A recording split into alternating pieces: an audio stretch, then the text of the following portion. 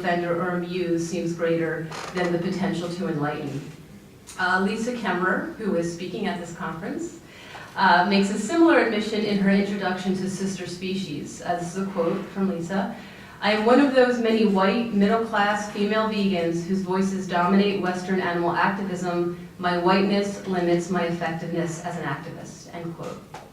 I fear coming across as patronizing, as yet another guilty white person intent on helping the less fortunate because I have the time and resources to do so. And there lies the ability to amuse as well, for as that person, I'm a parody of the self-loathing white activists intent on bridging the outmoded black and white racial paradigm, victim versus victimizer, the patron and the patronized. My self-censorship is not completely altruistic, however, for it prevents me from having to acknowledge the ways in which I truly am a victimizer and a patronizer by nature of my cultural status as a white identified person. A similar instance of dreaded comparison self-censorship occurred when another activist and I were holding a workshop at a local college. A Holocaust survivor was answering questions during a simultaneous session. My colleague and I felt guilty for taking away potential attendees from this man's assembly. He was very old and was probably not going to be around much longer.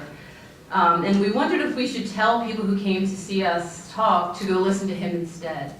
But we digressed, because the whole point of this event was for people to do what they wanted and to attend what interested them the most. Further, as my colleague suggested, we have our own Holocaust to expose. I was taken aback when she said it, although she probably felt freer to say it because she's Jewish.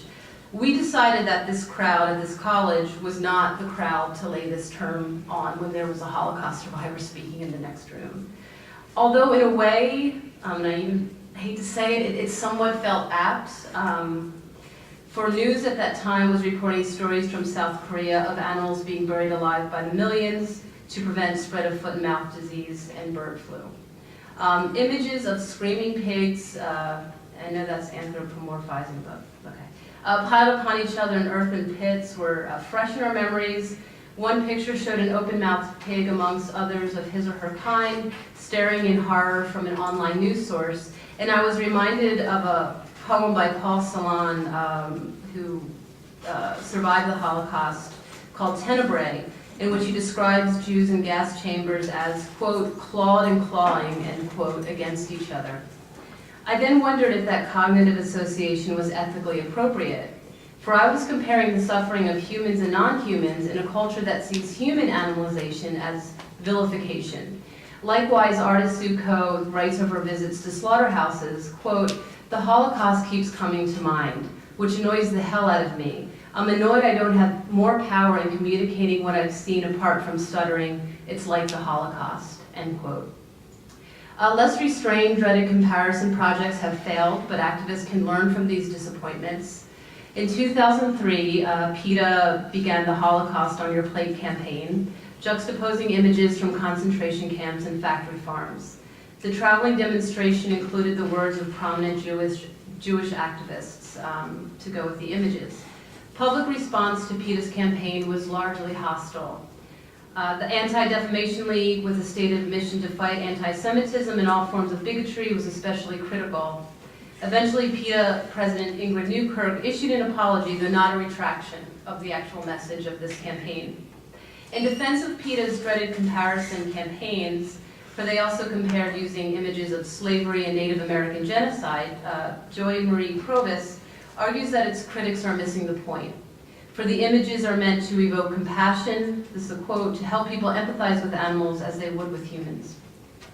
This was undoubtedly PETA's objective, but humans don't work that way. Rather, the majority of viewers just got angry. In Eternal Treblinka, Charles Patterson observes that calling people animals is always an ominous sign because it sets them up for humiliation, exploitation, and murder. Angela P. Harris echoes this contention by noting that, quote, to be moved from the human to the non-human side is to be made a being with no moral claims, a being whose body is only flesh, vulnerable to any kind of treatment for any reason or for no reason. In Western culture, to animalize humans is to denigrate them, and pretending that we do not live in a speciesist world is unproductive. When speciesists saw Holocaust underplay, they saw Jews being compared to animals in a culture that still views animalization as degradation. PETA skipped the necessary qualifying and contextualizing needed to make the comparisons valid and meaningful. In other words, they've yet to effectively introduce their audiences to the term speciesism. PETA inarguably believes that any publicity is good publicity, but they'd be hard-pressed to prove it in this case. In her analysis of the campaign, Carrie Freeman, who does believe in the message, concludes that it did little to promote positive dialogue. For when media outlets addressed the campaign, they reported on the public's outrage over the comparison of human lives to animals, rather than a willingness to deeply investigate the ethics of their own dietary choices or the destructive logic of the constructed human-animal dichotomy. PETA also failed to consider the possession question: who owns the memory of the Holocaust? Despite there being non-Jewish victims of the Nazis, King argues that due to the vast numbers in which they were persecuted, Jews have made the commitment to safeguard the memory of those who sacrificed so much while protecting exceptionalism of the Holocaust from trivialization. In an analysis of artistic representations of the World War II genocide, artist Ruth Lieberman, not from an animal rights perspective, just as an artist, likewise asserts that using Holocaust imagery to evoke alternative, non-Holocaust implications will be seen as trite to contemporary viewers. And the alternative meanings that the artist hopes to suggest can easily become lost in the intense emotional and psychological weight of the Holocaust. Lieberman continues by noting that the viewer will ask only one question: how does this work represent the Holocaust? The other topic that the artistic image attempts to highlight vanishes. Scholar Avery Harper affirms, quote, "I feel that PETA's campaign strategies fail to give a historical context for why they use certain images that are connected to a painful history of racially motivated violence against particular non-white racialized humans. The dreaded comparisons are difficult to speak and to hear, and audiences will naturally consider who's doing the comparing. As Harper reminds us, when a predominantly white organization from a predominantly white movement offers racialized humans as metaphors, viewers will likely be more upset than transformed.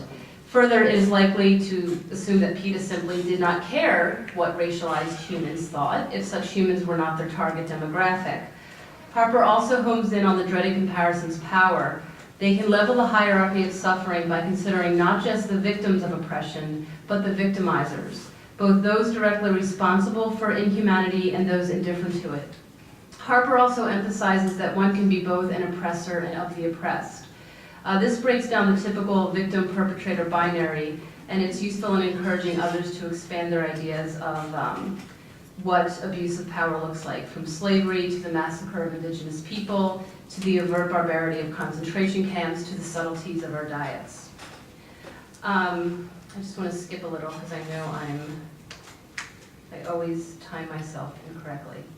So basically what I then argue is that animal rights activists should maybe consider volunteering some of their time to the organizations from which they're willing to borrow their analogies. In Challenging Whiteness in the Animal Advocacy Movement, Anthony Nocella speaks to, quote, "the value of being intersectional, multi-movement based, and engaged in challenging all forms of domination in theory and practice. As effective animal advocacy is as much about being vegan as it is about actively reflecting and engaging against all forms of oppression, including racism, prisons, and poverty," end quote. So, sorry, I'm just finding out the best place to skip around here. Trans-species analogies, basically I come to this conclusion, it's not fast food activism. I think that was proven from PETA's campaign. The dreaded comparisons can work in a select activist context where there's time for historical perspective and careful word choice. Images only go so far, especially when people would rather look away from tragedy.